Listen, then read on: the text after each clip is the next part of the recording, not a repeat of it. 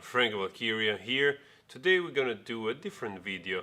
I want to start a segment of this channel where we talk about certain things that I enjoy talking about, like for example mysteries and UFOs and that kind of stuff, because after all I'm a science fiction writer as well, so why not indulge into that kind of talk. And so I'm gonna try to publish a video every month, so we're gonna have fun together. Obviously there's plenty of this stuff out there, so the things that we're gonna cover, I'm sure a lot of people have done videos about and so on and so forth, but I'm gonna give my own touch. I'm gonna share like in the same fashion of reacting type of thing to those news and to those events. So for the first video of this segment, I want to talk about one event that happened 20 years ago and is super popular, and I'm sure you've heard about it, but it's worth talking about because it's pretty amazing. I'll tell you in a sec.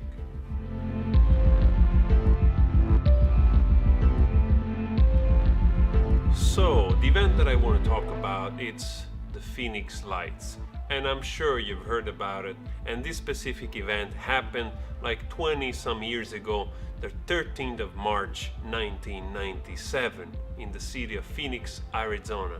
So what happened there was that two separate events took place that night in between 7 o'clock and 10 o'clock at night, but actually I'm interested more in the first event. The first event, which a lot of people recounted, a lot of people witnessed this thing in the sky. The Phoenix Lights was a mass flyover over the entire state of Arizona on March 13th, 1997. May have started the day before, may have extended into the day after. We've got reports spanning a period of maybe 36 hours there, from the northwest corner of Arizona all the way down into the border of Mexico. The second event, it's an event that all of us have seen because it was broadcast by the news and we got to see those lights hovering over Phoenix.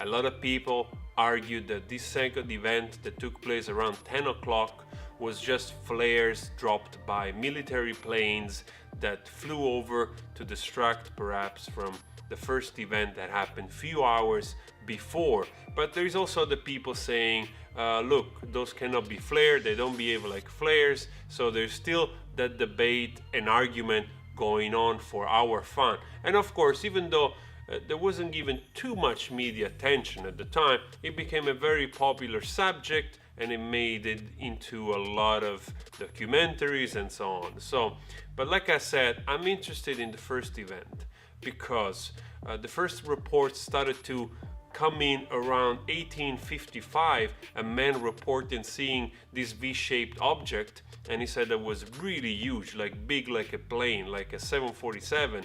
And also afterwards there were more reports coming in. People started to call in from everywhere, and that's why I'm so fascinated, because this is one event that was witnessed by thousands of people, and that's really fascinating because all of them they report seeing the same thing, this V-shape. Actually, some people they argue also that there were more of those UFOs flying over the city, but the one that we have the most witness is this V-shape that was pretty large, and at some point people even stated that it was so big that almost covered all the visible sky.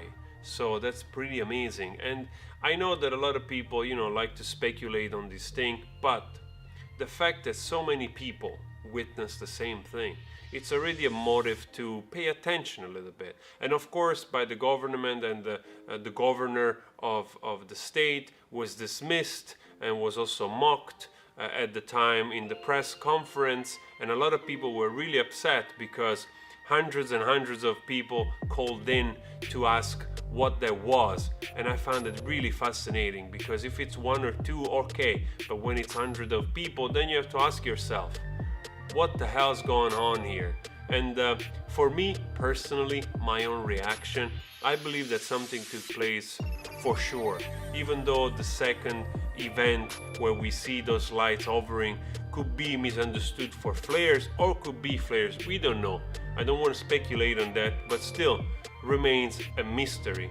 And I like to go back to the first event, because when so many people see the same thing, right? And they call in, they are not communicating with each other. Don't forget that this is a period where we didn't have Twitter, where we couldn't just point the nice 4K camera at the sky and get a nice footage. The only footage I could get from the first event, it's this video that I'm gonna show you, and I'm not sure, and I don't know the source, but it seems to be the only one available of the first event. If there is something wrong with it, you can always call me out, because I'm just researching this stuff with you. So I find it very fascinating. It's of poor quality, but you can see some V-shape formation of lights. Gail, the hell with it. Come here. You see it? I don't know what it is yet.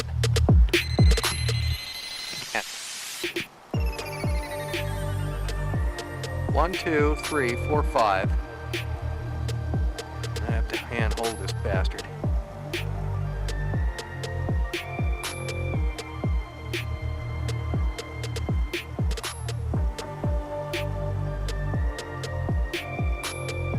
That's what he's talking about. What? This. He said something about a V formation. Hurry up.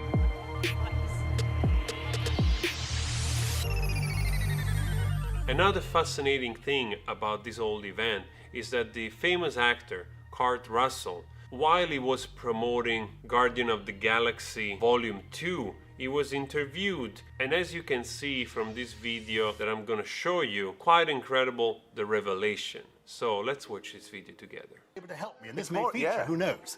Because this is an international story. Because of you both being here, I looked into the international files. Not covered by our Ministry of Defense, but maybe covered by yours. This took place in Arizona.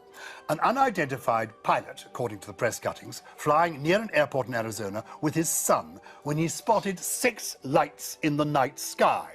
So he called from the aeroplane to air traffic control to say, I'm seeing these lights here. I wasn't expecting any other planes. They're none supposed to be on my landing path. Can you tell me what's going on? They said there are no other planes. He said, I'm seeing 6 bright lights coming towards me. Mystery unresolved. Except Oh? tail number for that plane was Bonanza 2 Tango Sierra, and I was the pilot. No way. Oliver and I.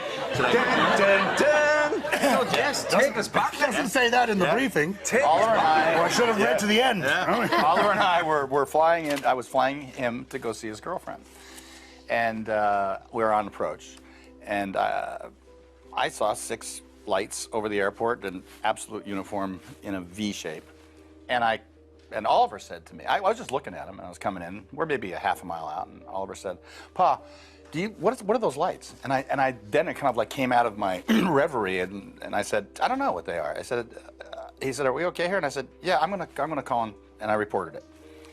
And they said, "We're not painting anything. We don't show anything." I said, "Well, okay, I'm gonna declare it's unidentified, it's flying, and it's 6 objects."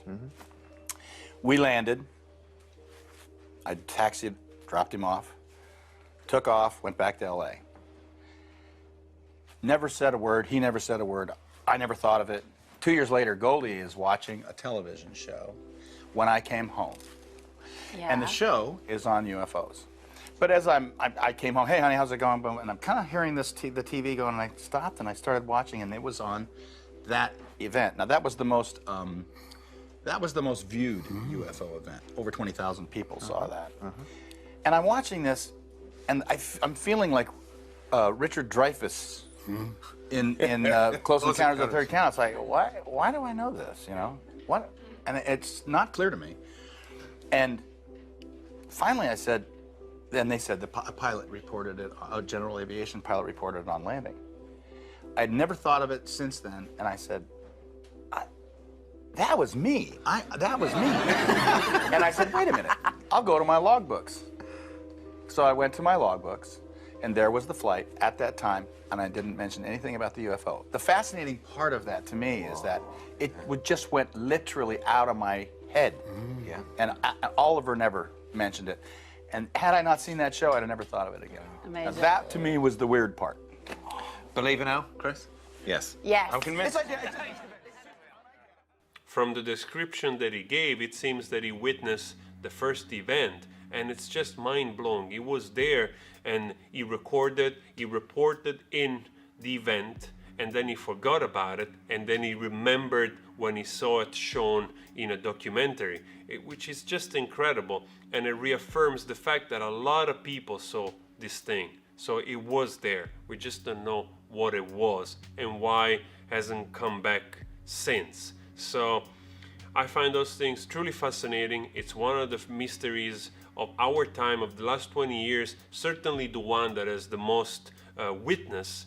And I would love to get in contact with somebody that was there that night, that could describe with his own words or her own words what happened that night. It would be really awesome. So see if this video keeps growing and people are reacting to it. I would love to get in contact with some of those people.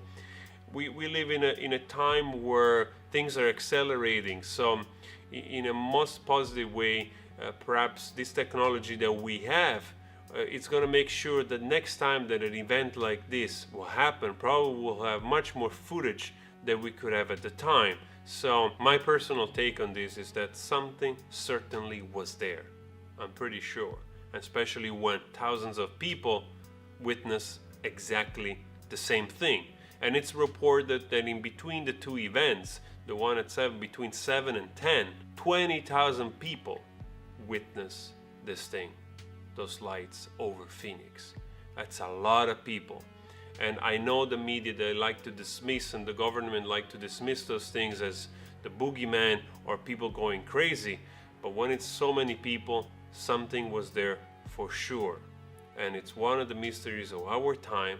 And perhaps in the future, we're going to be luckier because we have the means to record in a better quality. So whenever something like that is going to happen again, I'm sure we're going to have many more videos and pictures available, and we can see what's going on out there.